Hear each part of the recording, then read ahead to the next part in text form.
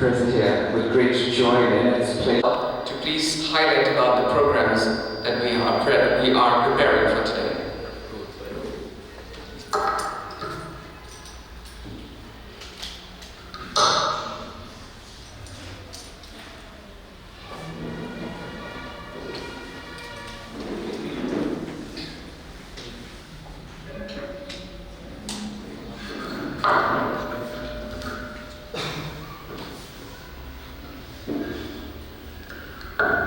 Hare Krishna.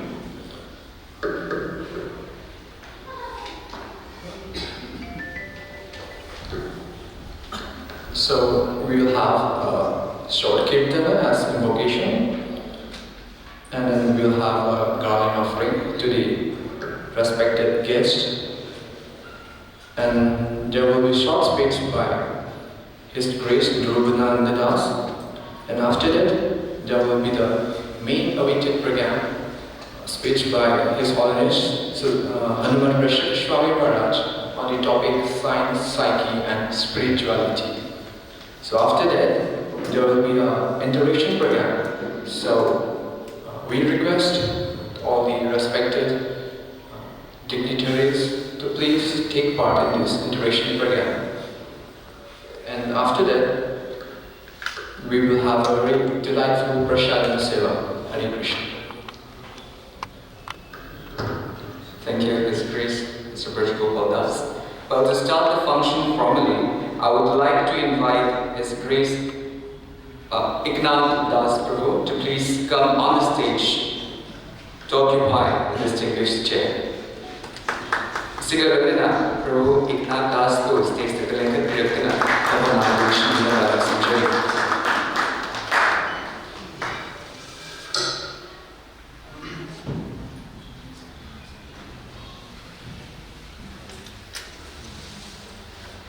Madam Swaya Panchaling Prabhu Eknath Das is the General Secretary, SCON Manipur, and Chairman of SCON Manipur.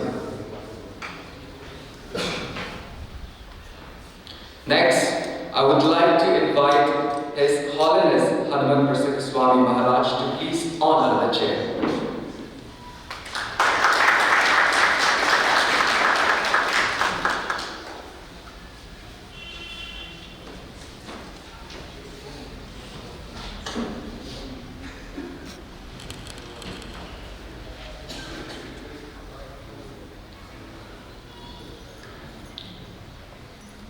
I would like to invite His Grace Sadhubhusan Das and Prabhu Dwarka Das to please come on the stage and offer garland to our two respected dignitaries.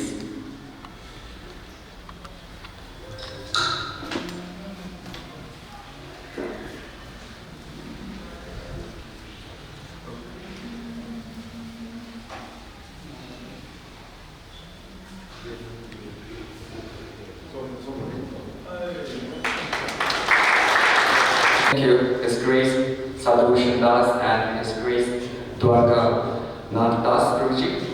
And to invoke the auspiciousness of today's function, I would like to request His guest Sachinandan Prabhu and his team to please present a small kirtan for us.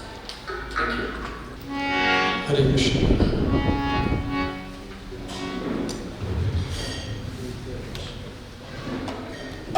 Hare Krishna. Ananjana salakaya chakshurunmitam yena tasmai guruve namo namaha. Namo Om Vishnu Padaya Krishna Presthaya Bhutale Srimati Bhakti Swarpadamudara Swami iti namini.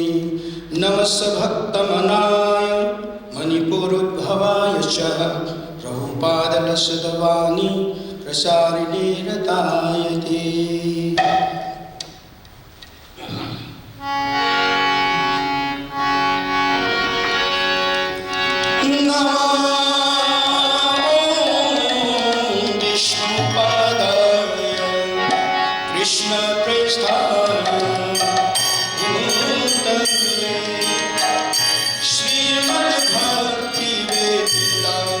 Swami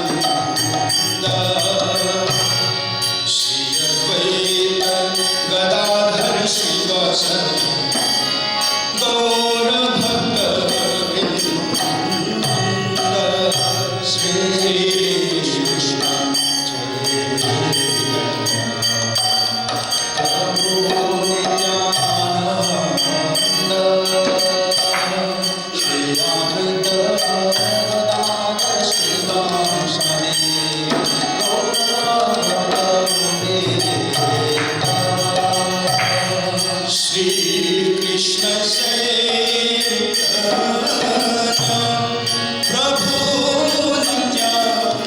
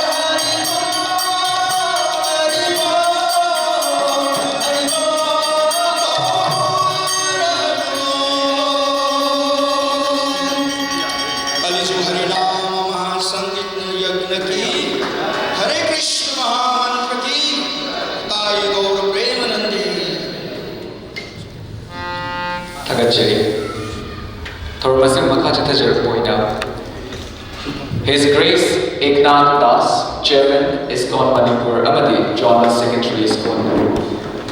Thormasika Brayena, welcome address delivered to Winaba Okacheri.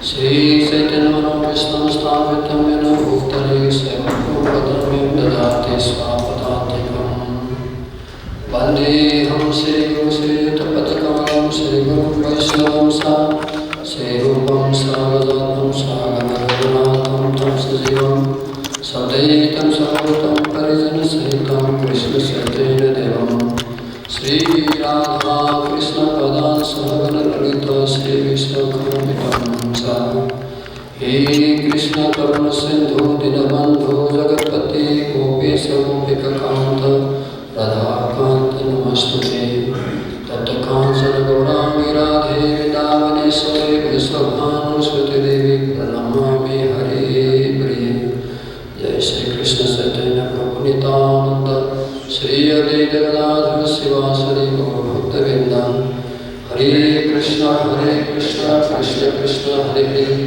Hare Rama Rama Rama Hare Hare. Respected Maharaj, His Holiness Hanuman Prasapa Swami,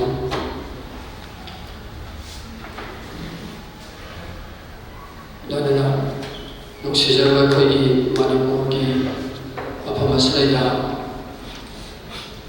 Opamjarava Ishana Vaikiri ISKCON Manipur ki taraf tagi khwaimiyam ko thadasa bolena puno utara mukshari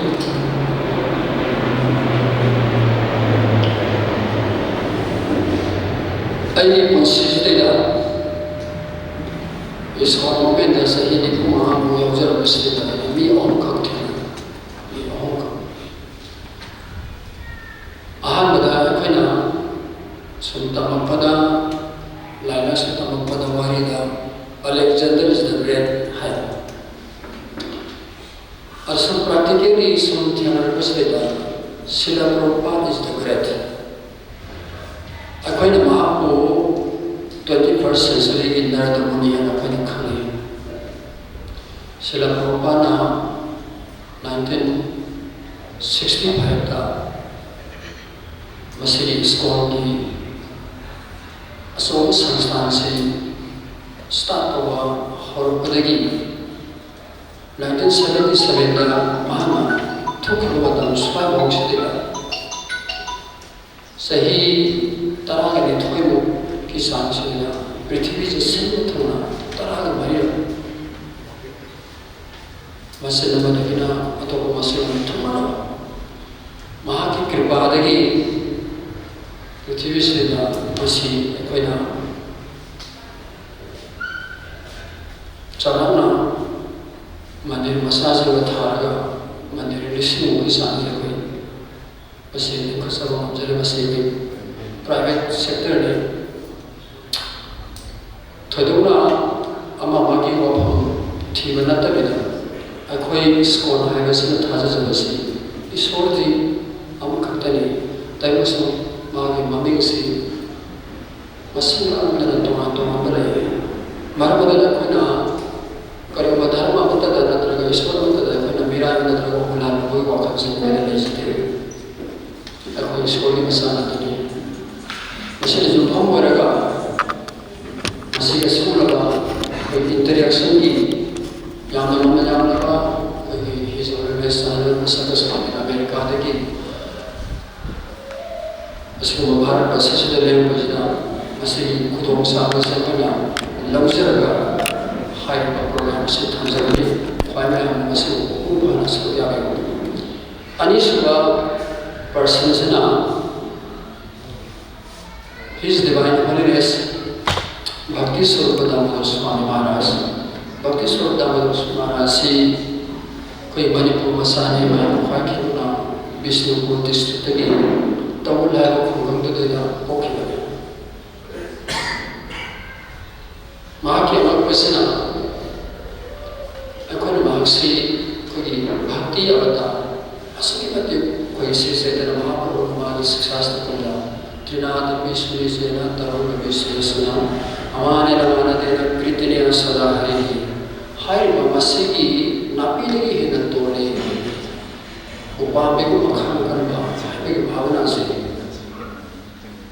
Akhwaina Sum Mahakabina Dana Sahi Kurma Kutham Se Yesis Tawna Secretary and Laksha Vasila Kariuma Matagi Masala Kothak Sabi Wakam Se So thank you. Masih dicap sama si Brindavan apna mati mukadam bidam kadam apna kesi bahasa dina Brindavan bahasa sehingga kalua lagi bagai khana jadi batang kita apna sisa sih bagaimana Maharasi kita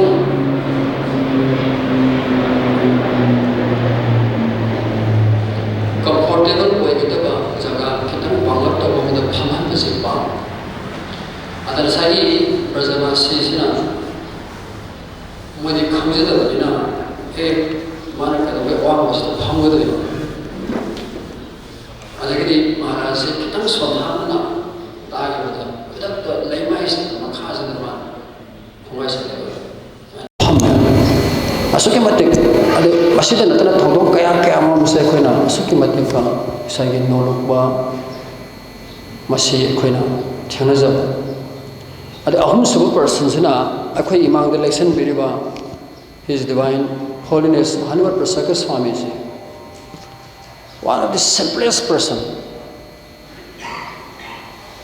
samase kadayong samgebo Maharaj gi masada sunakaki paitu khau masa khak lay khau masa ada ujik akhoi gi mala jiga maduna prithvi koi bise ma gi loire aduga sayda akhoi money bag ki type ta akhoi bag macha ba kasina passport kari kari se ja masina loire anywhere satpada kai wamtagi luggage pudana magi set semdana magi phiron kai kai tawna ba khona ba adu adai ba sunai le to ada asuki mate sambada haining ai letana aina asukoi basi akhoi gi afam afam khudi makta sum chalaga guru sing atai te le guru jingi de kemte khela bade leite do mai mai personality khana khela bade akhoi ubo phangwa da khwaidagi samba je khoi maharaj hanama prasava swami dagi hena samningai bi se akhoina jagasi thengnadri hena logo ho ya hairi je kai momta maharaj makom je da akhoina kitang ngamjaba khara provide tabodo maduda ma adam laibak te hipojo hipani amata hipojo hipani amata phabojo phamani ana asam ingma matam se da maharaj je khong baja se tong te ko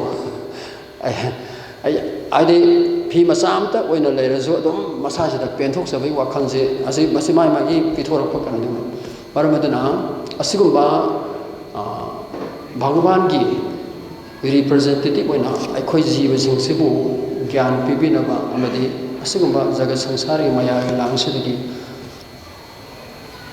lantho hanbin lamgi da man ba teng pibiba lakwa asigumba gu sing se lakwa se aikhoi maya ma khudong sa baloraga aikhoi khoi gi pungda lebo wakhalon punama hangjaraga akhoi khudimo ishwar gi masa ngatani akhoi punama tung koina santi leina himena bagi namata madui khudong sabada madu lahausi habise hajaraga isat sumtani jarga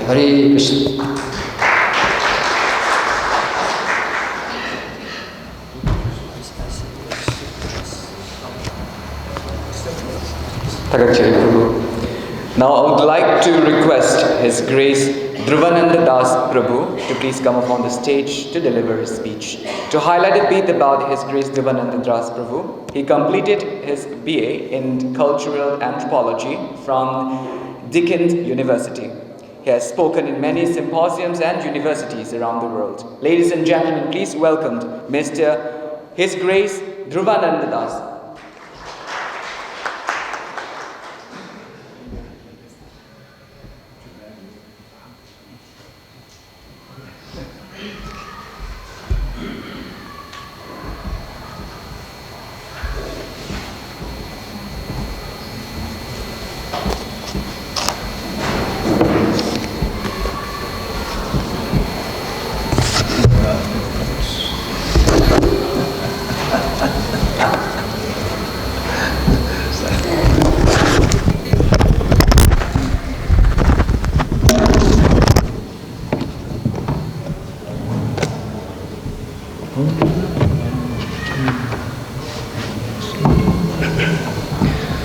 Mukam karoti vachalam angum nangaite garim yatripatamaham vande Shri Gurum Dinatarinam. Kurum Jai. Namaste, hello. Nungairigo. How are you? A. Dhruvananda Das name. A. Australia, the name. My name is Dhruvananda Das. I'm from Australia. Have you heard something of Australia? Yes? What is Australia famous for? Something? Kangaroos. Also crocodile, snakes, koala. Now, Australia is famous for dangerous animals, poisonous snakes, crocodile. Which do you think is the most dangerous animal in Australia? Crocodile. Okay. Well, there are snakes that can kill an adult in 10 minutes if it bites you. But I think that the most dangerous animal in Australia is the kangaroo. And if you do not believe me, then you look on the YouTube, kangaroo boxing or kangaroo attacking a man, and you will see big kangaroo fighting each other, two kangaroos, or even you will see a kangaroo fighting a human, a man. So I think kangaroo is most dangerous. So, before I share a little something, I would like to give some of my ancestral background, to give some context of who I am, who is speaking. So actually, one of my great-grandfathers, after he finished school, he joined the Australian military, and he rose up the ranks to Lieutenant Colonel, which is quite high level. It means he was in charge of 650 soldiers. And now he received a knighthood from the Queen of England, because in the Second World War, when the Japanese came to attack the northern part of Australia, he was awake very early in the morning, fortunately. In India, we rise early for Mangalarti, for Brahma Muhurta, for puja, for meditation. My great-grandfather was luckily awake early in the Brahma Muhurta because he saw the first Australian plane to fall into the ocean after the attack of the Japanese. And he arose, jumped to awaken the other soldiers under his care. So he received a knighthood. His name is Sir George Hunter Orphan, like that. Another of my great-grandfathers also was a prominent lawyer, and they both lived in Tasmania. Tasmania is the small island in the south of Australia. And this great-grandfather was known for standing up for human rights, and he was chairman of several international societies in Tasmania, including the Tasmanian branch of the United Nations, and also Laurasia, which is a cooperation in Australasia of lawyers and dignitaries standing up for human rights in Australasia. His daughter, my grandmother, she was an artist, a photographer, and a professional ballerina. So you can see I have these, you could say, Kshatriya and artistic influences like this. Okay, I actually didn't know about them until recently.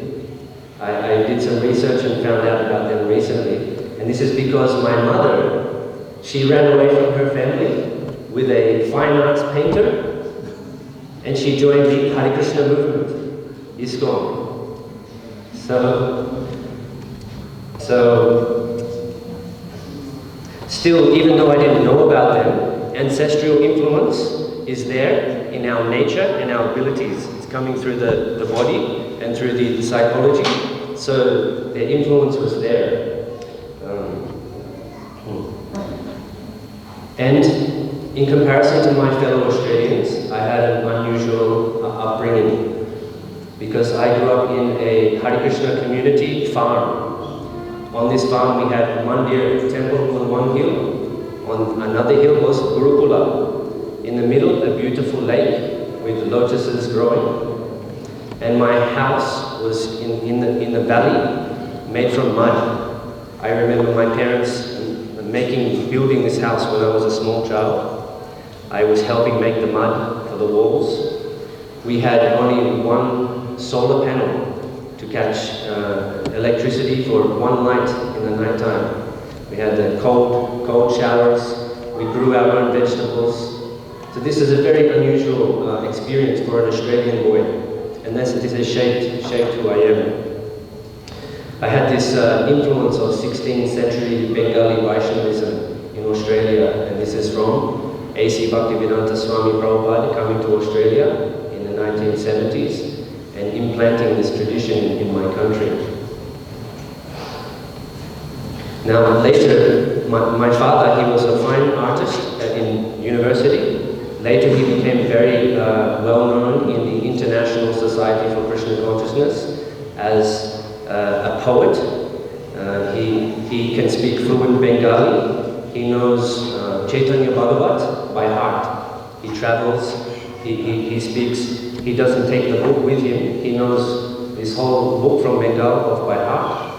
And he is also involved in education. He is the chairman of the board of examiners for all of ISKCON. So he is involved in designing the courses for studying within ISKCON Hare Krishna movement. Myself, though, typical for teenagers, you need some time to work yourself out. So I spent my adolescence trying different things, working different jobs, trying to enjoy as young people do. But I became frustrated with this, and I decided to go back to my roots, and I moved into the Hare Krishna temple and practiced brahmacharya for 6 years, studying the Vedas, Bhagavad Gita, Srimad Bhagavatam, reading these books, chanting mantras, meditation, rising early in the morning, and receiving this spiritual training. After my brahmacharya training, I became very interested in learning, in education and learning about the world, to understand it better, understand myself, understand my relationship with the world. So I started to study at the university. I was first interested in science. I wanted to know about the empirical world. What is the world empirically? But I found that having studied that to some extent, I was not satisfied. I needed to understand more subtle things. So I moved into philosophy and theology. This is the subtle science. Philosophy and theology, the subtle science. And I finished in cultural anthropology. Anthropology is the study of the human experience in different contexts. For me, this discipline is very nice because it ties everything together. Within studying the human experience, you can learn science, you can learn philosophy, you can learn culture, everything fits together nicely. You can learn who you are, how to describe yourself, how to communicate with others, and you get the great pleasure of traveling places and learning about other people's cultures. So my first project was in Peru, in South America. So I was researching in Peru. I was looking for a lost village of Ashaninkas. I was crossing a difficult path, a rock cliff, some trees. I was holding onto a tree to get past. Something bit me. It was a snake, a poisonous snake. And as the venom of this snake was passing through my body, and I thought that I was probably going to die, a very beautiful angel, white light angel, descended upon me. So beautiful, she even looked Manipuri. And she used some special herbs to save my life. And because she saved my life, I owed her my life. And so I married her. And my wife is from Peru. She unfortunately didn't come this trip. I will bring her next time. This is some Peruvian textiles made from the alpaca. You can see the very beautiful patterns.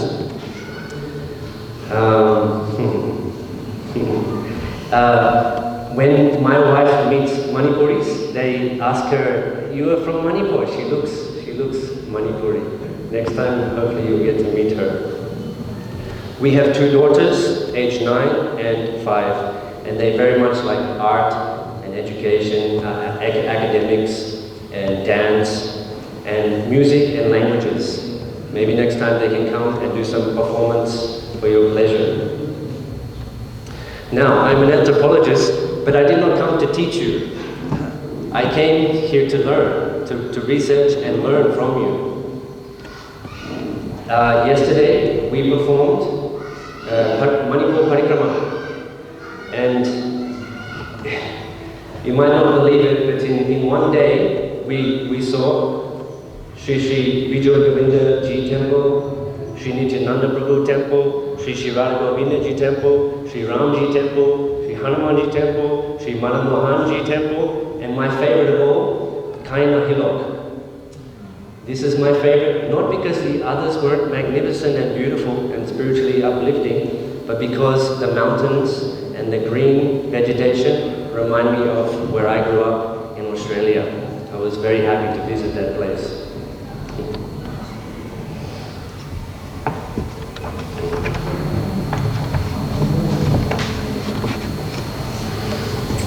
So, my experience in Manipur has shown me that Your culture is more advanced than my culture. This is why I can't teach you anything. I come to learn.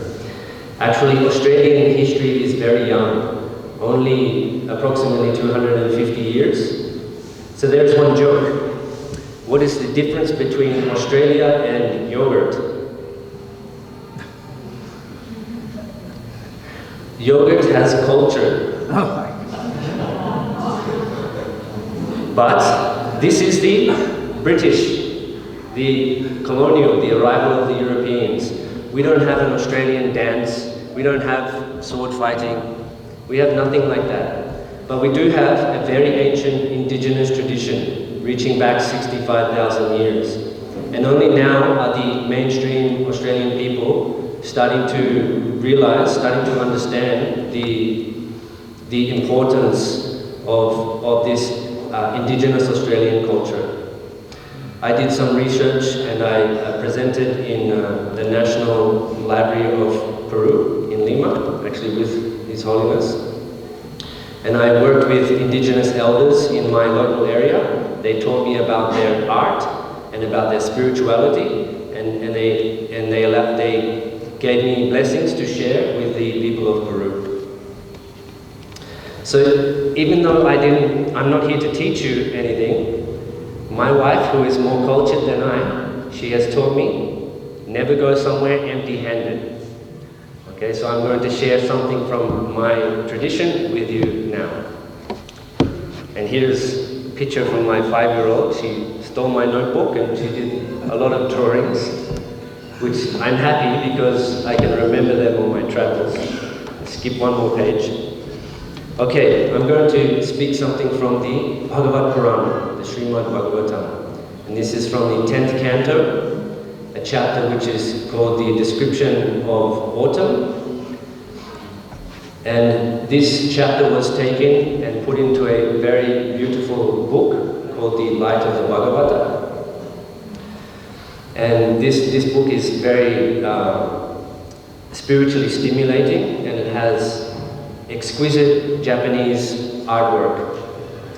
Now I'm going to share one of the verses from this book. I will read some Sanskrit. Shanai sani jabu vankam stalam yamam chaviruda yataham matam dira sharirajishvana manasu. This is the translation in English. With the progress of the autumn season, the moist earth and muddy places begin to dry up, and the green vegetation begins to fade. This drying up and fading resembles the gradual disappearance of the false sense of affinity to ego. You must know the term ahankara, this false ego. So, His Divine Grace, A.C. Bhaktivedanta Swami Prabhupada, he says in this regard that progress in cultivating the human spirit entails the gradual disappearance of the materialistic ego.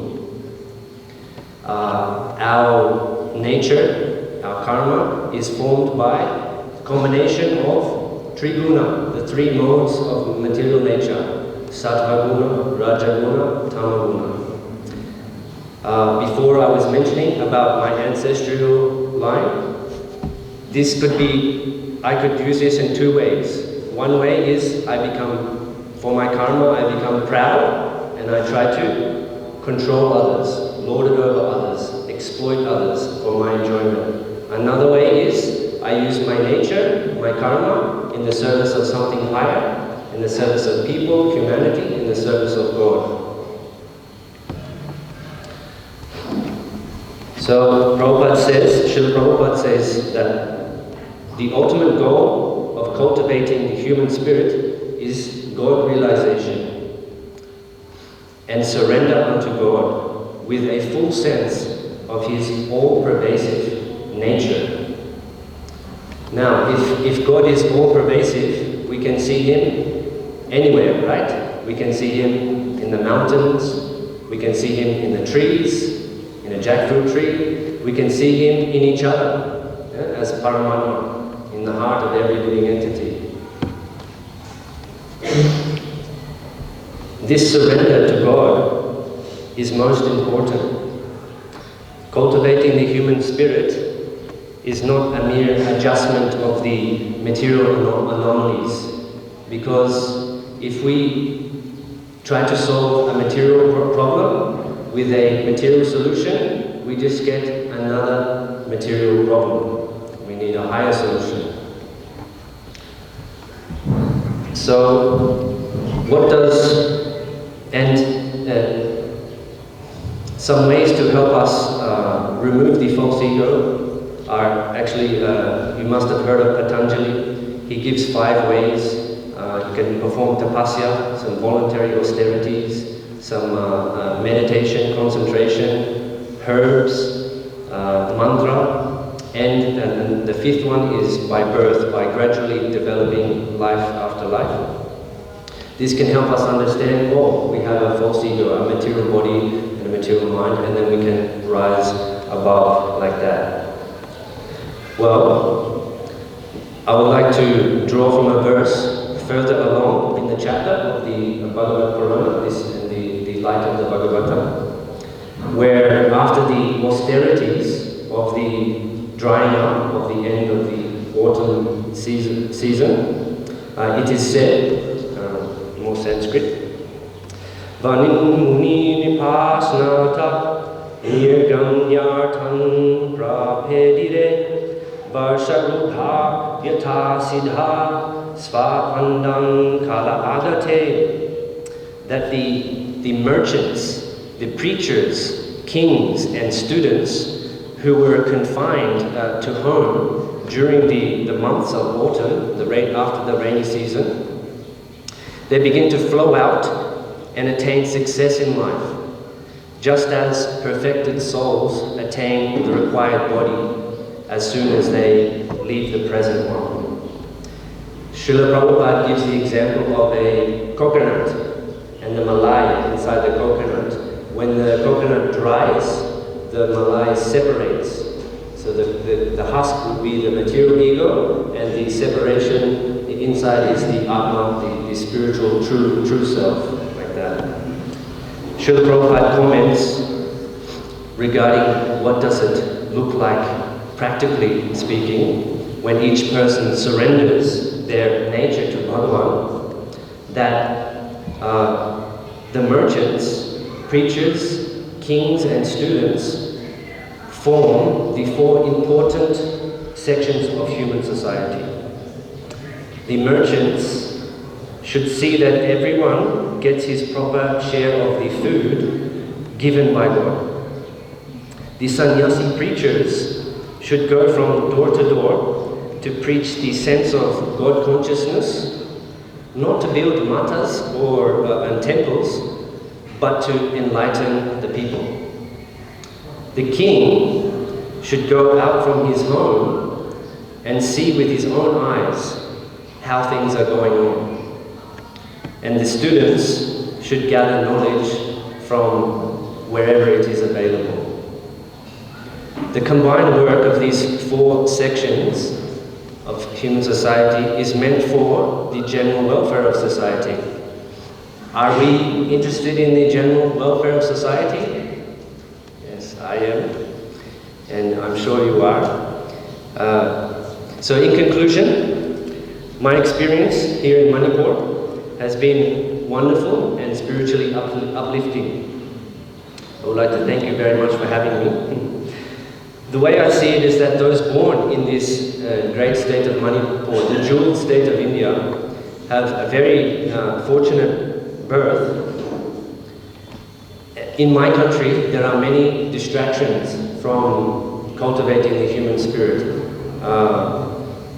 and suppression and oppression of the human spirit is good, a lot of distraction. So I would like to encourage you to please take this incredible opportunity that you have and grow this beautiful state of Manipur, grow it more and attract people from all around the world to come here so that they can also develop their human spirit.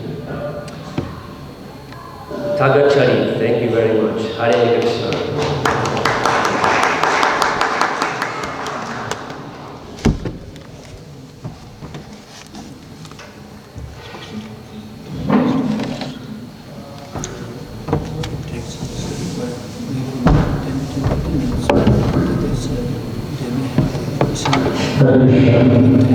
Thank you to Brother Prabhuji for sharing a very insightful journey of your life.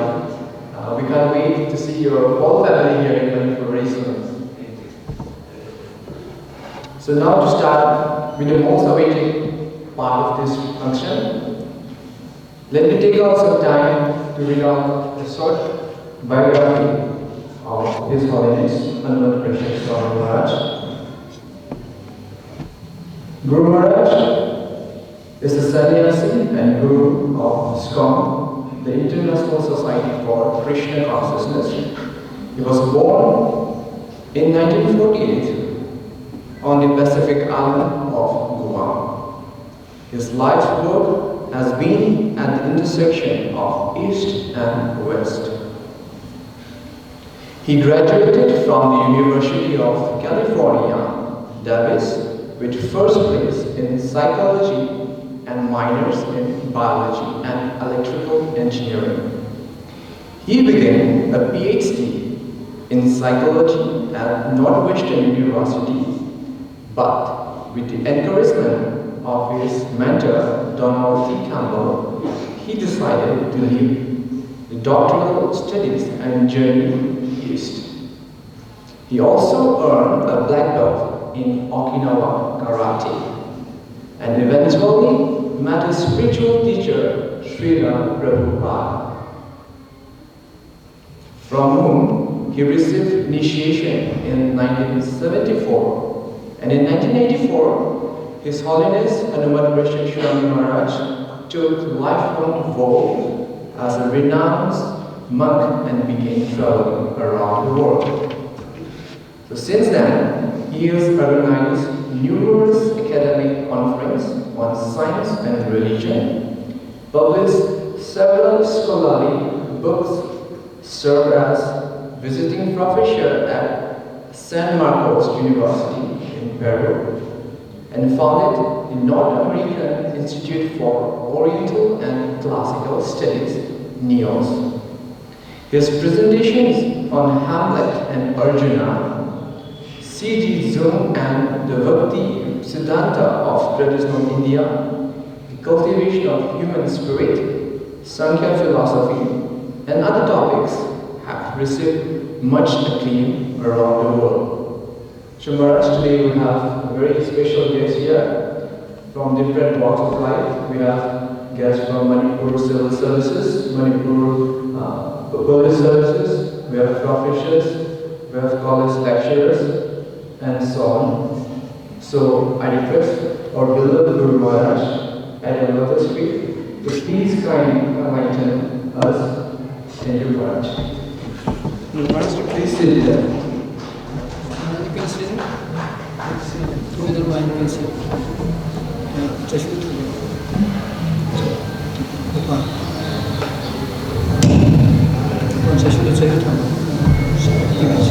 Hello.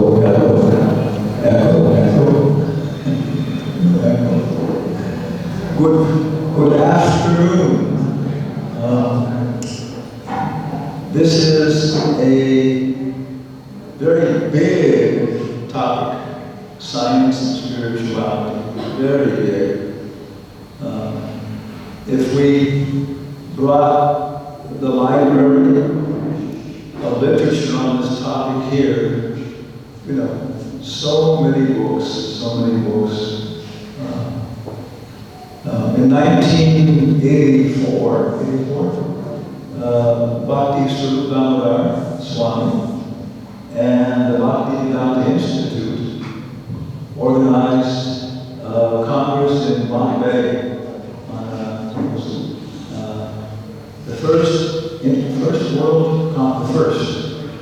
World Congress for the study of First World Congress for the synthesis, first World Congress for the synthesis of science and religion. And several Nobel laureates, George Wald, Charles Towns, invented the laser, Dalai Lama, so many people participated. Professor Ernie McMullen, who was the most powerful Catholic philosopher in this area of science and religion. Dr. Rajalan, head of the Atomic Energy Commission in India, was there. So many people. There was a very productive dialogue between these two areas. And Professor Harvey Cox from Harvard School.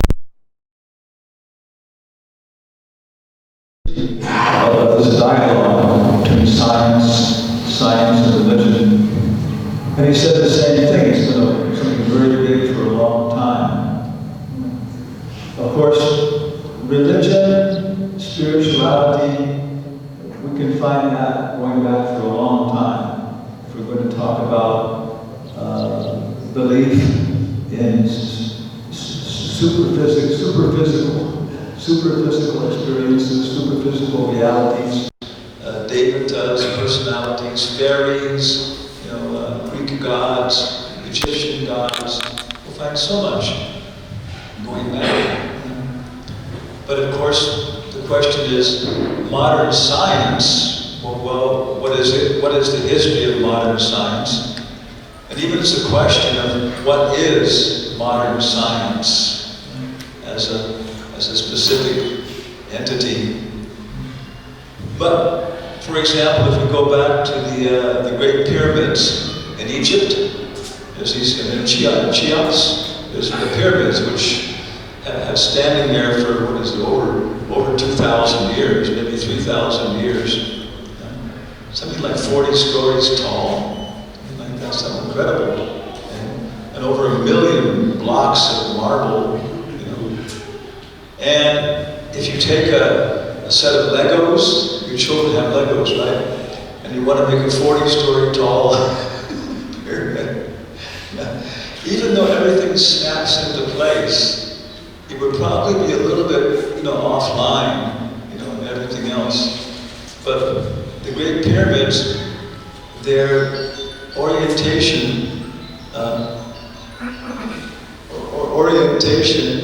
is so precise that each of the sides is oriented north, south, east, west, and the deviation from astronomical north and south is only 1/40th of 1 degree. Yeah.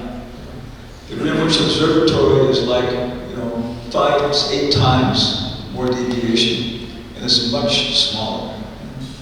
It goes on and on like that. The Encyclopedia Britannica, when it's talking about archaeology, it says the 20th century was dominated by the idea of evolution, that people in the past were primitive, unintelligent, stupid, philosophically superstitious, and we've all got more intelligent and everything else.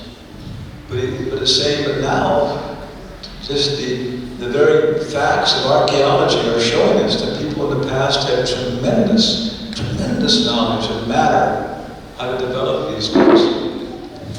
It's not only in the Egyptian tradition, but if you go to Mexico, you go to North America, there's one archaeological site way up in the highlands in Mexico where it's only goats can live, old ladies and goats. It's the only people that can live there. It's a very austere place to live. But looking back historically, again, 1,000 years, 2,000 years, it was apparently a pretty well-developed kingdom. And two brothers, they were sharing it equally. And so they built this very beautiful archaeological site with different buildings and connecting things and so on. And like many of these places, it was very much integrated with astronomical realities. It was a very, very narrow place that on the solar equinox, the solstice, the sun rises exactly there.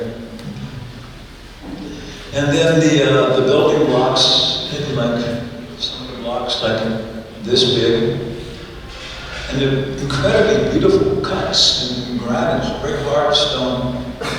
And one of the cuts is where you have the cut in, make a square, and you bevel in, so it's getting wider as you go in, right? Getting wider. So they took one of these to a modern stonemason, this big corporation, and they built big modern buildings with all the uses of stone and these things. And they showed this to him, had him look at it, and they asked him what he thought about it, and he said, "Give me a piece of paper." And the edge on this bevel, where it's widening, where it is so sharp that you can cut a piece of paper on it. It's so sharp, so fine. And of course, this was done by primitive people with, copper chisels and pieces of stone. Yeah. So he told the people in this documentary, he said, "This is the most difficult cut you can possibly do, getting wider as you go in, precise alignment." And there's hundreds of these. They made these hundreds of these for this beautiful archaeological site. And he said, if a client came to me now and said, "I want to do this," he said, I would tell him, "Don't waste my time and my money and your time and your money." There's no way anybody now can figure out how these things were done. This is what modern science, the science of archaeology, architecture, realizing this is. We don't know. We have so much speculation. We don't know how they were able to put 1 million blocks, maybe one half the size of this room, in place in 23 years to build these pyramids. That means one block has to go in place every 97 seconds, 24 hours a day, 365 days a year. Stone blocks the size of this place with no electricity, no motor power. Of course, before they thought they were just beating slaves, right? But after a while, your arm gets tired. It's just, architecture is called the most scientific of all the arts, right? And the most artistic of all the sciences. So this is where we get this idea of science, psyche, and spirituality.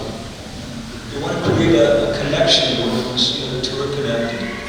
And then the idea of Bhakti Swarup Damodar Maharaj for the synthesis, actually he agreed it was a mistake. It should not have been a synthesis of science and religion. What he wanted was a synthesis from science and religion. The science and religion work together. Science is focusing on what is eternal, what truths are eternal in all times and circumstances, and what is the ultimate satisfaction that is driving everything and everybody. Sat Chit Ananda. And science is generally focused on rational empiricism. Right? Empirical knowledge means prajaksha. Science has to have direct experience of what they're talking about. That's their epistemology. And then with the use of mathematics, you expand that. Expand that with algebra, calculus, and build a 747 and different things. We also discover atomic energy. Albert Einstein, very famous, I got 2 quotes from him to finish.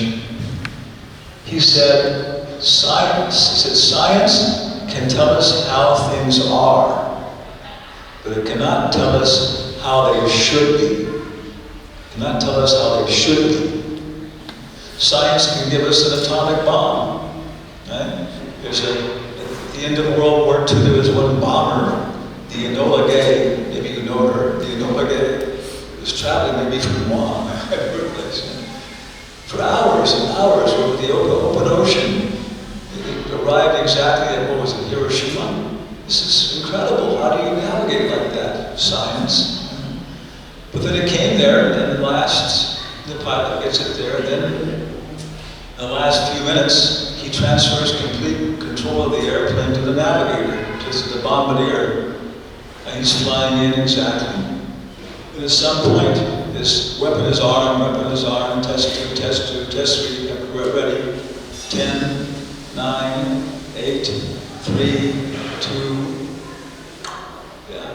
and 140,000 people died because he pushed that button. It's just phenomenal. But he could have said, I'm not going to do it. What do you mean? What's wrong? Some mechanical problem? No, it's unethical.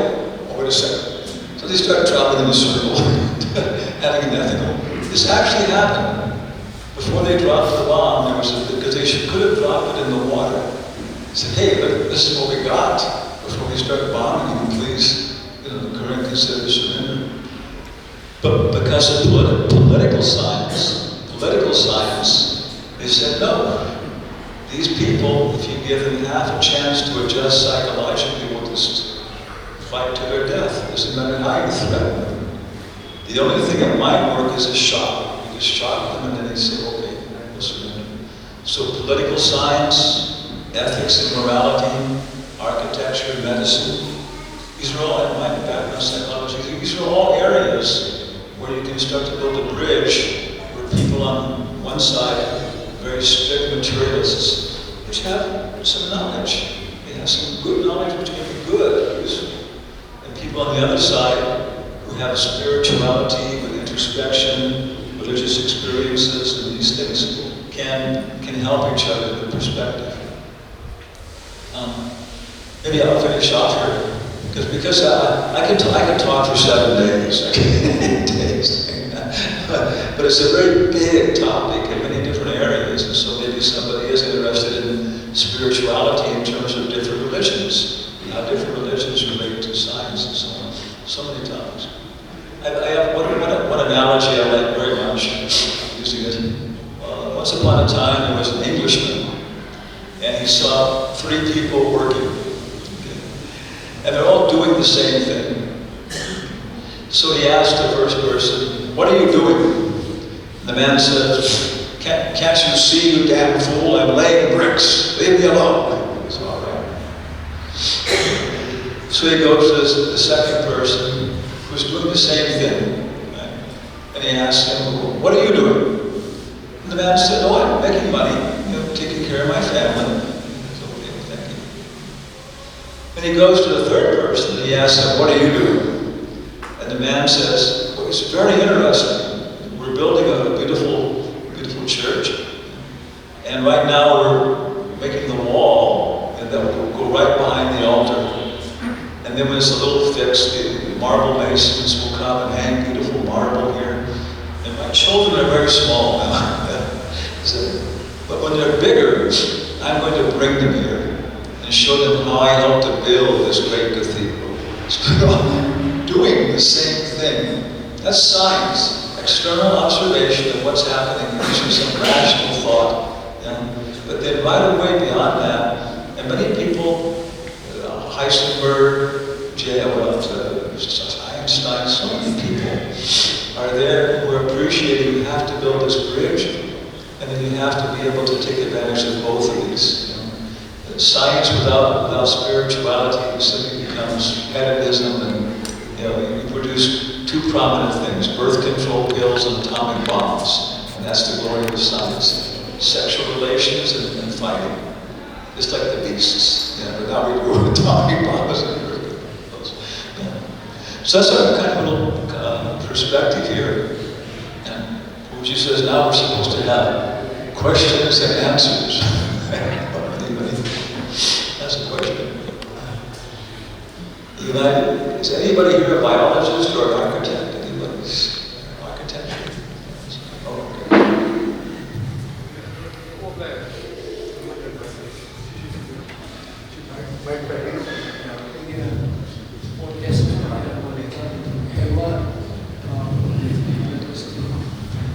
Thank you, Guru Maharaj, for for your insightful speech.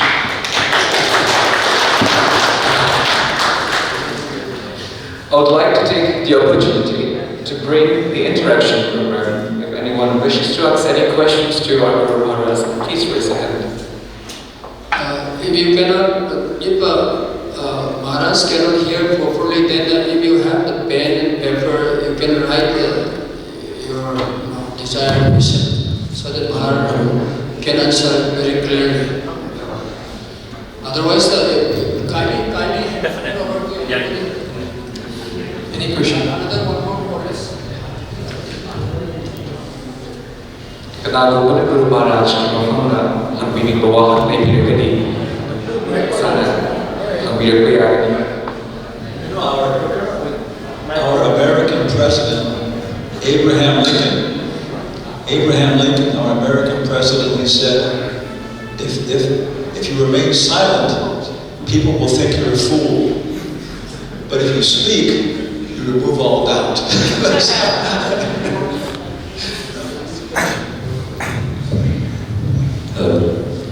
Good afternoon, sir. Sir, my question is, could you hear me, sir?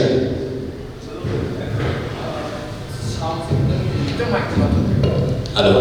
Yeah. Could you hear me, sir? Yeah. So my question is regarding the midlife crisis. Midlife crisis. Yeah. Midlife crisis and the dark night of the soul. Yeah, what is the relation between the midlife crisis and dark night of the soul, and why it happens in a particular year, particular years, around almost 40 to 45 years. Normally it happens at this age. So what is the relation between the dark night of the soul and the midlife crisis? Good. Subset, Question. There's so much echo here.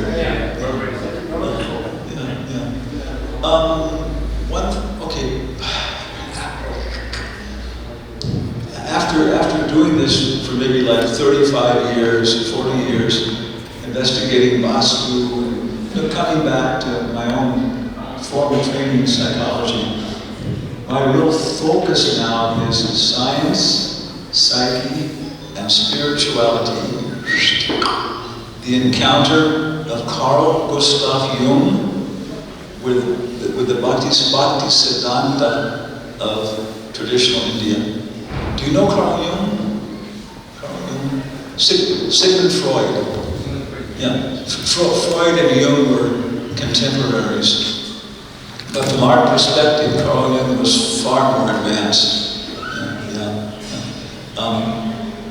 He was born in Switzerland. He was, from his very youth, he was having these experiences like what we would call the Ra group and these things.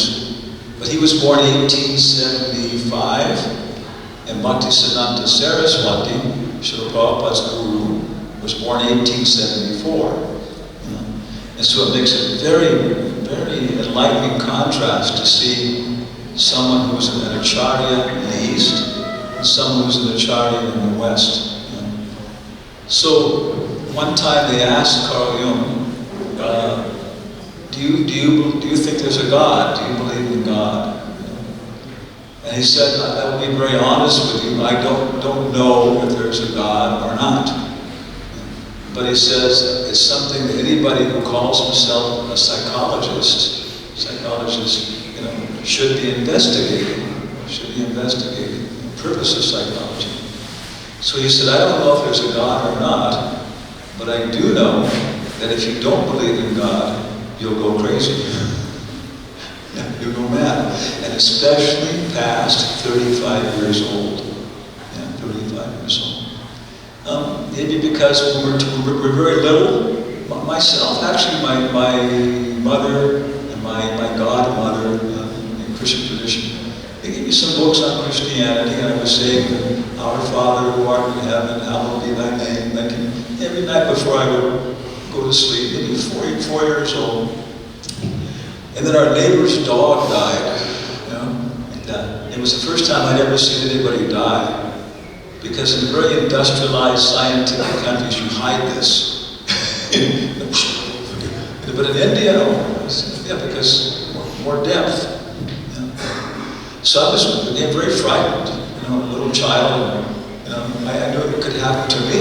You know? I didn't tell my parents because I knew they couldn't do anything really. So. But then I seriously started praying, and I was saying the prayers. Now I began to really consider these things and so on. So the Bhagavatam, Srimad Bhagavad Purana, it talks about the life cycle. You know, Shakespeare talks about this, right? From all the worlds of stage, the men and women, their men, their actors. You know, he describes it. Solomon. It's very common. Anybody thoughtful begins to pull back and look at it and see their parents and what's life about. So usually in childhood, in most cases, we're just caught up in playing and our life is taken care of and we're protected. Okay? And then passion comes in youth, and boys and girls are just totally intoxicated, with their relations and everything else, and can't live without this girl or this boy. And then we start to have families and society, and we struggle and everything else, and then they grow up, and then quite naturally, because Varna Ashram Dharma says that Vanaprastha. At this time, it's quite natural that the husband and wife look at each other again and say, well, who are we? The kids are gone. We see them sometimes, but no, that was our life. So very, very natural that the human life cycle, and psychologists talk about this, pushing. At about that time, about 50 years old or something, when the children, those responsibilities are finished, it's a big, maybe say crisis. For some people a crisis, for other people a big opportunity. Many times the wife will go back and finish off her bachelor's degree. Husband, So it's very, very natural at that time to got the experience. I was a child, I grew up, now I can see my children going through the same thing. So who am I? What's life about? Maybe our closest associate is Dr. Ravi Prakash Singh. And we started NEOS with him. And he's head of geriatric psychiatry at a very big, psychiatric hospital. And so many people come in. They have Alzheimer's, Parkinson's disease, senile dementia. And their lives are starting to, death is coming, everything.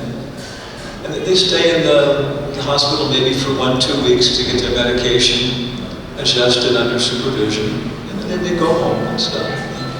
But when they're there's different opportunities for them to do things. And so there's, pretty much continuously, there's a place where there's some movies play, they can go and sit and watch movies. And what kind of movies do you think they like the most, these people? Biographies. Because they're trying to write the story of their life. Who am I? What did I do? What happened? And so they're sitting there and looking at these things, looking at other people. What's that movie? Saving Private Ryan. That's it, right? Looking back at his life. And that's what, it's just natural. It's just natural, completely natural. And so the midlife crisis is this, for some people it's a crisis, for other people it's, wow, kids are gone. Taking care of themselves. Now we can now we've tried it. We tried to be happy with gratificatory, hedonistic, whatever things. And we see the limits. We have to do the work and get into some introspection. So for people in that age group, there are many clubs. There's the Sierra Club in California with over 175,000 members. And they go to places of scenic beauty and pantheism, and they promote like ecology and things like that, and try to see who they are in nature. So that's what I would say. It's just a very common, practical thing. Nature pushes us to investigate who we are. The Bhagavad Gita says the same thing. Janma mritya jara vyadi dukkha dosha nidarshanam. That this is the push for all knowledge. We're being pushed by these things: birth, disease, old age, and death. And these are pushing us to ask this question. I feel immortal, but I'm forced to die. Albert Camus, French Nobel laureate. He said, that's the big question. Everybody realized, until you ask that question, your life is useless. You know, can I become immortal? So that's some. Any more component to your question? Okay. Of course, afterwards we can talk individually also. Maharaj, we have another question coming. I know. Okay. Okay, 1, 2. This is 1, 2, 3. Hello, sir. What is your good name, sir? My name is Pradeep. Pradeep. Actually, first of all, it's good to listen to you first. I have many questions, but I'll take one question at first. Like, there is something called black magic also. Black magic, in many cultures, people practice black magic. So, I want to know how spiritual and science can defend or go against this black magic. Is there really this black magic, or how science and spiritual can deal with this one? Science or spirituality, how can we deal with this black magic? Yeah. I understand. How can science and spirituality deal with black magic? Yes. Yeah. There's a very famous science fiction author, Robert Sheckley. I think was his name, Robert Sheckley. Very famous. And back in the 1960s, 70s, when science was, in the 1960s and 70s, science was king. After World War II, the atomic bombs and radar and surgical advancement, when I grew up, science was going to fly to other worlds. It was just unbelievable, the expectations they had from science at that point. So he said, the products of advanced technology and magic are indistinguishable. Because for the common person, birth control pills or atomic bombs are just, it's like magic. They don't know. So advanced technology and science and mysticism or magic, it's the same thing. We could talk about black magic. We could also talk about black science. And we see that. We're afraid of these things. We're afraid of the mad scientist. This is a very archetypal image that science in the service of evil people and evil thoughts. And right now, for example, is the CIA listening to this dialogue right now? Are they using satellites to pick up our conversations? And, it's just, So usually what is considered black magic, or usually talking about, I would say, is people who are capable of getting off the gross platform. Yes, there is evil science. There was, what's it called? The Association of Informed Scientists or something, concerned scientists, and it's growing. And it's scientists who are dedicated to having science regulated by ethics and morality and spirituality. And scientists who would cooperate. For example, something like 60% of all the United States funding in science was coming from the military. Maurice Wilkins, Nobel laureate, when he said he discovered how much of his work was actually leading him to the military for how to kill people, he was just shocked.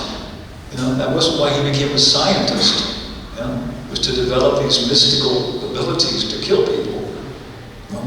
But if you go beyond that beyond the physical science and the physical nature, then you start to get to psyche and these kind of things. And this is where we start talking about people like Carl Jung, who accept that there is a psychological world. In Vedic tradition, there's a physical world we experience through our physical senses, and the subtle psychological world. Western science is bottom up. Matter evolves, matter forms one-cell animals, those multi-celled animals, those evolve until we get human beings. Human beings evolve socially until they get science. science evolves until it produces, society. Society then imagines theology, and then God is created. This is it. God is the highest. This is it. Karl Marx. God is the highest production of evolution. Yeah. But the opposite idea is no. It's a subtle world. This is Christianity, Islam. And then this manifests, and the steps are described. You can experience these things. Carl Jung was experiencing this, but not able to put it in perspective. Virat Rup, Paramatma. When it comes down through various levels of gross elements, sound is more subtle than touch. Tactile is more subtle than visual. And on down like that. And it is very, very detailed. You can show that this is a fact. Western science is highly biased towards vision. They want to see everything, experiments, right? But more subtle than that is the sense of hearing. This is a very scientific area where you can investigate. So you start dealing with shaman or people like this. And in Latin America, where we're dealing in Australia, there are many people who do these things. I give a lecture in Peru, and most of the people there, even though they were Peruvian, had studied at the Sorbonne, University of Moscow, Harvard, and they were very scientifically educated people, but now they were working in Peru. And they were a little arrogant about science will solve all of our problems and everything else. So then finally I asked them, which one of you would stay at Casa Matosita? It's a famous ghost house in the city of Lima. And every single one of them, big Peruvian scientists were going, we believe science is great, but we're not so stupid we're going to offend a shaman or someone like that. We know these people can do things. Yeah. Van de Lorian, American Indian advocate, for example, his mother had a fever, she was going to die. So he called up a Apache Indian shaman. He said, can you have your spirit partner shelter her because they can't save her from the fever?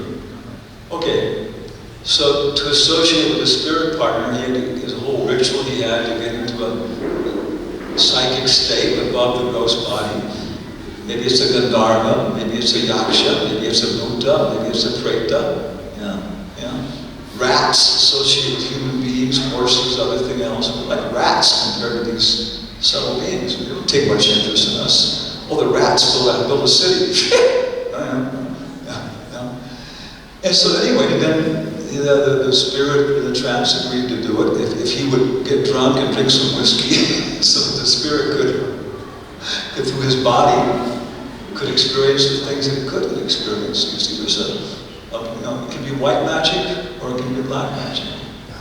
His mother survived, and the doctors didn't want to hear about how he contacted the shaman. It's a miracle. We don't want to hear about it. So on. So science physically can't do much about this because it's focused on physical reality. And if it is some physical thing where somebody knows some herbal poison or something they can use from a certain plant, then science can identify these kind of traditional things. But as soon as you're getting to the psychic level, then some scientists are concerned with this. Some scientists say, yes, science can give us the facilities to be able to, architects, Vastu, proper vascularization to relate to these subtle forces. And then you can use your white magic to fight the black magic. And they can make a movie about it called Star Wars or something and make a lot of money. But that's, okay. Are you having problems? Yeah. No, no. No.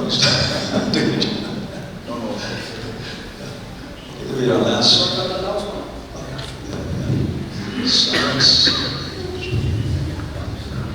Hare Krishna. Pranam His Holiness. My name is Babananda and I am a civil engineer. And here my question is, can mental illness or psychosis be cured with spirituality?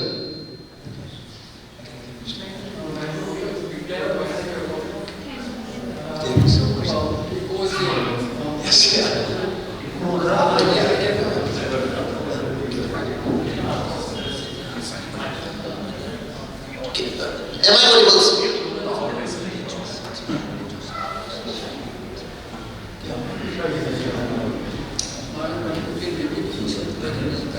As I understand, your question is, can our psychotic problems, Yes, sir. what do you call it, what's it called?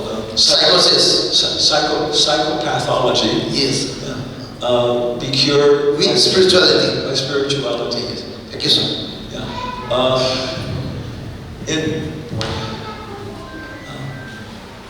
In traditional traditional philosophy in the West, which comes out of Greek philosophy, these things. Even now, at Harvard University, not Harvard, Oxford University, there are different departments: the Department of Physics, the Department of Chemistry, the Department of Archaeology. But of all of those, even now, officially, the lead department is theology. Even still, theology is formally, the thing. So traditionally, in philosophy, there is philosophy of aesthetics, how we look at beauty, philosophy of architecture from a very high sense. There's philosophy of ethics. What is good? What is wrong? What is right? And what is social distribution of wealth? And there's philosophy of nature. So science is, in traditional philosophy, a philosophy of nature. Sir Isaac Newton, he's the greatest scientist who ever lived. He was studying theology until 18 years old. Then from 18 to 21 years old, he produced the law of gravity, the law of optics, the laws of mechanics. He invented calculus, all within 3 years. 3 years. Yeah. And he went back to theology. So people asked him, why did you leave theology to study nature and understand these things? And he was surprised. He said, there are 2 books for understanding God. The Bible and nature, where God is writing with his own hand. So he studied nature to see spirituality. So just like we're saying in the beginning, midlife crisis or hebephrenia, bipolar personality disorder, schizophrenia, there's so many of these things. Some of them have a physical basis. You can use serotonin or different things. For older people, there's a shortage of certain dopamines or things. Okay, so that helps. It's just a problem. And the psyche, the self, has to work through the body. If it's absorbed in that, then it influences it. Okay. So these things can also be achieved through Ayurveda, through much more natural resources, like that. Then above that, of course, then you get, being chased by ghosts who haunt you and cause you different kinds of problems. But ultimately, yes, it can be intellectual, ontological, very fundamental, subtle, spiritual problems. Give you one example. I had one friend who was actually Hare Krishna devotee. He grew up in Cuba, which is near Florida. And his parents were a successful doctor and had many servants in the house. It was Spanish atmosphere. So his mother told him to never come home from school. It was an exclusive Catholic school. And don't come home this way because there are many bad people along there. So one day, maybe like 7 years old or something, he disobeyed his mother and came through that area. This alcoholic guy grabbed him and sexually abused him and stuff, Horrible.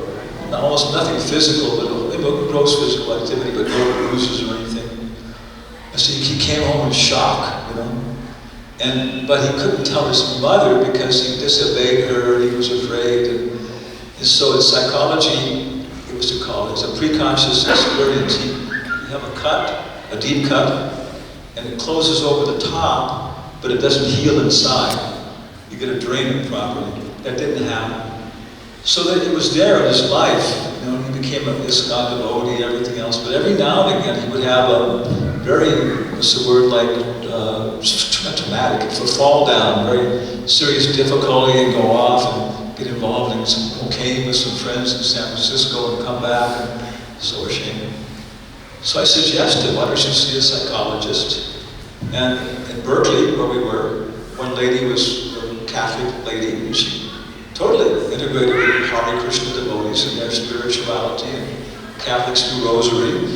We do, job like so. She was very, very compatible with our spiritual perspective. So, just having some rapport and different tests and talking and free association tests and some hypnosis. And finally, he came back and was able to go back. And this is what's keep causing me these problems, these bursts, these traumatic outbursts. Was this experience which he never had dealt with properly. So what she did was, okay, you sit in this chair, you put some clothes on, like put a hat on that looks like a child, makes you feel like a child. Now pick a hat here that looks like your mother and put it in that chair. And now you pretend you're coming home, you describe that day to me, what it was like, and talk about some of the experiences like that. We got a relationship. And now this time you tell your mother, you tell her what happened. So he did it. Of course, these are very powerful techniques. Be very careful of using them. But he was able to bring it out and tell his mother what had happened to him. Okay, now you sit in the chair where your mother is, and you act what she says. And of course, she said, I never would have punished you. I never would have become angry at you. I would have helped you, and God did help you like that and so on. So that took care of most of the problem. He was able to reestablish his relationship with a mother who loved him. We all need Radha and Krishna. We all need Maria and Christ and Jehovah. We all need Kuan Yin and Buddha. Yeah, the feminine aspect is a part of spirituality. Masculinity and femininity go from a gross phase to a psychic phase to a spiritual phase. So that would help him tremendously, connecting up with his love of his mother and so on. But there was a subtle aspect there which was still had to deal with, and that was, if there is a God, how can he let something like that happen to a little child? That was another question deep there. If there is a God, how can that something happen to a child? And it's a very deep question, something to deal with. And then we go, maybe there isn't a God. It's just proof that there's no God, because then these can happen to little innocent children. But yet, then the Bhagavatam and everything else takes us through spiritual investigation. You can discover, I'm not this body, I'm not this cigarette, I'm not this body and senses, I'm not this mind. Through your yoga, through your prayers to Jehovah, Allah, Krishna, Christ, techniques. And as you go on like that, gradually getting attached, and you discover, whatever, so many things are happening to me, good and bad, because of what I did in the past. And Carl Jung, the same thing. He was experiencing what is called universal archetypes and individual archetypes. He would meet somebody, he didn't know how to put it together. Indian philosophy was helping him so much, because his books now are so much more useful than they were then. He would meet somebody and he would actually experience their vasanas, their karma. He would meet you and he would just say something like, the dog is all right. The person, something he'd been holding on to for 3 lifetimes, causing him problems, would suddenly be released. So some of these problems are physical, some of these problems are psychic, and from lifetimes. Some of them are very ontological. It comes down to very fundamental things. And as soon as the spiritual aspect is taken care of, when you put a flower garland on your body, you don't have to put a flower garland on your shadow. Right? This is shadow of our desires and our ambitions and so on. So it may take some time, but the root's gone. And now we're correct. Okay. He's haunted by ghosts. So it's not. Anyone? Yeah, we have another question here. One more question. Okay. Oh, it's gone. Far. I'm rising from here, sir. Okay. Actually, I just want to, would you please tell me the difference between the empirical ego and the transcendental ego? We are told to renunciate the lower ego, but we are told to embrace the higher ego. So I just want to know the difference between these two. Vyavarika ego and the Paramarthika ego.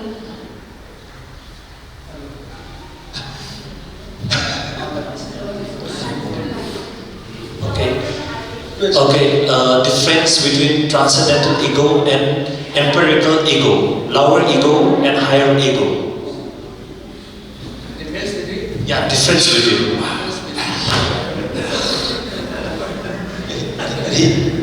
He wants a short answer. Yeah, what is the duty of a man? What is the duty of the man during his life at the time of death? Okay, this is 18,000 verses. Okay, first off, the word is a Greek word. Okay, we'll agree on that. And the first use, definition of the word occurs within the Greek culture, which many people consider the beginning of Western civilization. In the Greek drama, which is what we're doing Gandharva Veda, the mask that the actors would use, the mask of the king, the mask of the sage, the mask of the mother, was called the persona. The mask was called the persona. Behind the persona was the psyche. Right? Psyche. So in the beginning, the word psyche meant self. In the 17th century, it became the mind. In the 20th century, it means the brain. You know, psychology is the study of the brain. So the word ego, pretty much meant something more fundamental than persona, psyche, or self. I mean, self. It really was coming down to like something which is even beyond the psyche. Ahankara, we talk about. So, in Carl Jung, in his own use of trying to find the language to use, is using these different traditions from the Greek culture to the African culture to American indigenous cultures. He's taking all these things and trying to explain things. This is great. So in Western psychology, the ego is very broad in a sense like that. So boy, very briefly then, which is very brief, Jivera Swarup Hoy Krishnera Nityadas. The real ego is servant of Krishna, friend of Krishna, lover of Krishna, and of course you could say God and everything else. When we reawaken our desire in different relationships, we wake up to associate with, to play with God, Krishna. That's our real ego. My real ego is servant, not master, exploiter, and servant of God. But a material ego, false ego, then to be ego of a mosquito, ego of a plant, ego of a dog, ego of David to Indra. But the basic principle is motivation. The false ego is what's in it for me. I love you, but what have you done for me lately?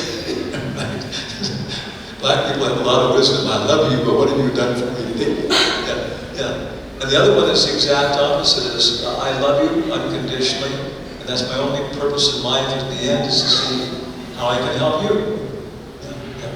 So, let's see. Change of motive, bhakti. So thank you all very much.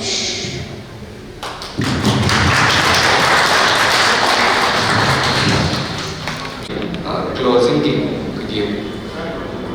A lot of things we end up doing with the coconut. Thank you.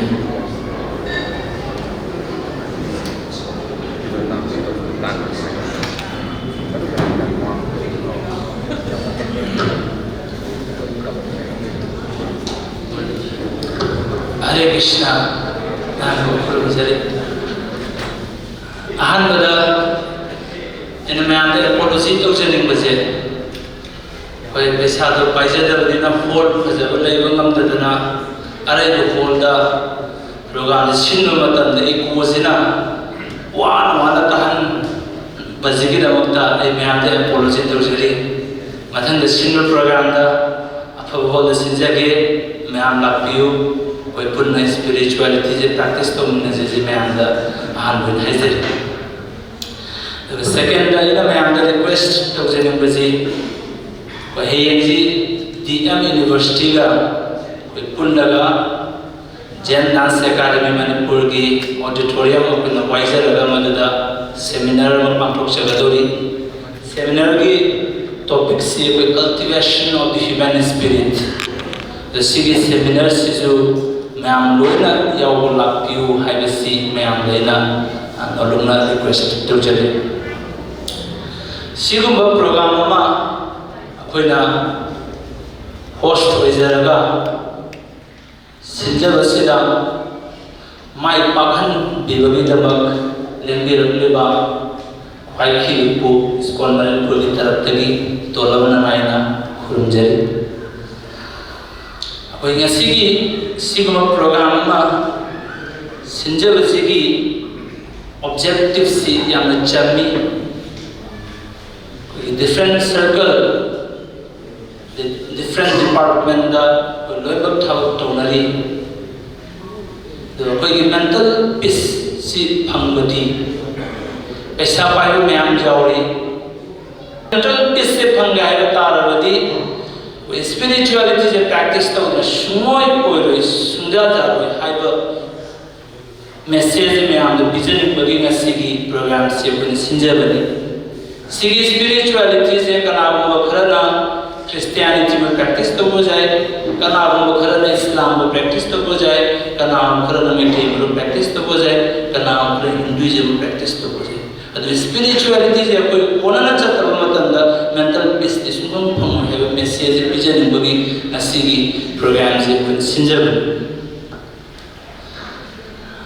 koi asigi program siga manaba mongda koi ngasi sina koi manipur gi koi gi manipur samaj u chalai ba kambu mapumoina koi na kaujara ga sinjabani khudamoina asigi thoron sida koi manaba myam jawi tamo myam jawi MCS officer, MPS officer, lawyer, professor, lecturer, doctor ma'am जाओगे।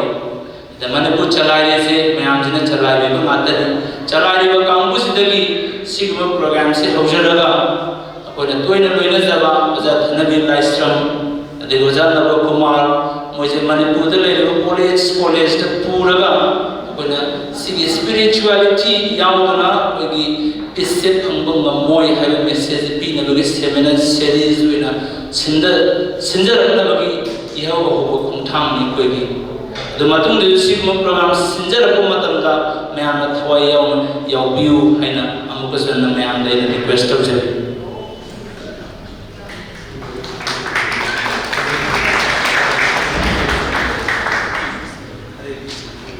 अदम लाउजर आगे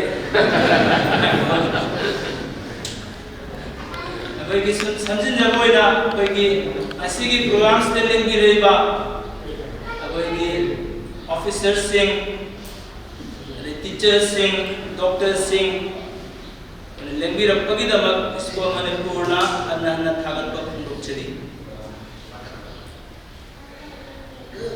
अनिसुबदा कोई की programme से वो host topic Khiva कोई की भोपाल माजी पंजाब की बीटेक यूनिवर्सिटी की छात्रनी अदुदुगा कोई डॉक्टर कनेल सी मनपुर यूनिवर्सिटी दो रिसर्च स्कॉलर वन लेबनी इम्पैक्ट टीवी की न्यूज़ एंकर नी द अनेबु स्कॉलर की तरफ तगी अनन थागचरी हमसुबदा कोई इमानबा चंद्र कुमार शर्मा सीके कोई सीके ना वीडियो फोटोग्राफी प्रोग्राम सिगी कवरेज तो विभागी दमक अनन थागत पुंगुप चरी हमसुबदा तंगले इमा साउंड सर्विस की कोई की बजावसु इसको मनपुर अनन थागत पुंगुप चरी लोइना ना टेंशन जबोइना सिंबिरीबा फाइ खिबिकु स्कूल मणिपुर की तरफ तकी अमुका न था चलगा प्रोग्राम से साइड लुशिन जगे हरे कृष्णा अजय प्रसादी खजितंग सिंजबनी कोइना अदो मयाम प्रसाद पमनजी प्रसाद से कोई बुफे होइना सेवा तो जगे अदो प्लेट द लौना लगा टेबल से पमन प्रसाद चामिन नजी प्रसाद चामिन न लगो काइदन बगी थोराम तो हरे कृष्ण